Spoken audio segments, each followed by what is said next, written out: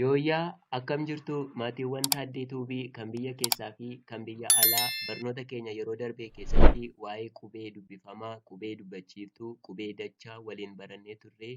Har'a immoo kan waliin barannu waa'ee jechoota sagalee gabaabaa kan waliin barannu ta'a. Yeroo darbee maal isiniin jedheen ture? Qubeef qubeen sagalee ta'a. Sagaleef sagaleen immoo jecha ta'a. Jechaaf jechi immoo hima ta'a. Himaaf himni immoo keeyyata ta'a jedha. Kanaafi har'a eegalleerra waa'ee sagalee jechuudha.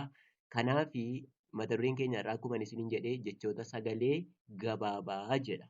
Lakkoofsa tokko irratti kan argamu maal jedhaa? Qubee eda'uu qubee sagalee ta'aa jedha. Maalan jedhee?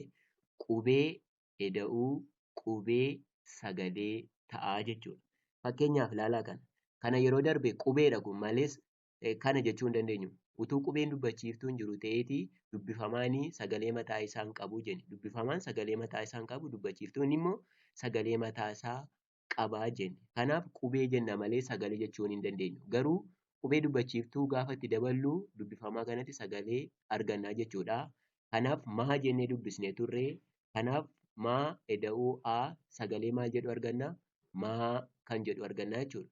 Asitti qubee naa jennee turre. Garuu naan jedhu qubee ture. Garuu dubbachiiftuutti dabalee akka inni sagalee ta'u goonee naa eda'uu a maal kenna? Sagalee naa jedhu arganna. Itti aansee qubee maa eda'uu u sagalee maal jedhu kenna?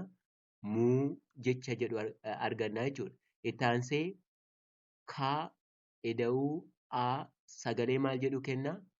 Kaa jedha. Kanaaf sagalee kana akkasitiin uumna jechuudha. Itti aansee inni lammaffaa immoo maallaa? Sagalee fi sagalee maal ta'a jennee? Jecha ta'aa jenna. Gararraatti qubeef qubee walitti finnee sagalee uumne miti. Amma immoo sagalee sanaaf sagalee sana walitti finneetu jecha uumnaa jechuudha. Kanaaf isuma kalee jennee dubbisne kana sagalee maa eda'uu sagalee naa jecha maal jedhu arganna? Mana. Mana. Itti aansee naa eda'uu maa sagalee kana lamaan walitti finnee jecha maal jedhu arganna? Nama. Nama.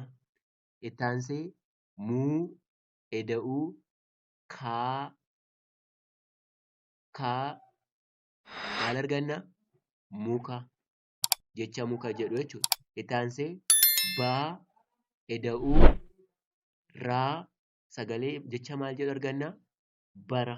Al tokko isiniin dubbisa jechoota kana mana, nama, muka, bara. Kun maalirraa dhufe? Sagalee walitti finnee jechuudha. Ayyee itti fufee jira. Sagalee eda'uu sagalee maalidha ree? Jechaa jechuudha. Kanaaf sagalee fi eda'uu sagalee duu walitti maal jedha jecha? Fiduu. Fiduu. Itti aansee laa eda'uu maa jecha maal jedhu kenna? Lama. Lama. Itti aansee boo eda'uu faa jecha maal jedhu kenna? Bofa. Bofa.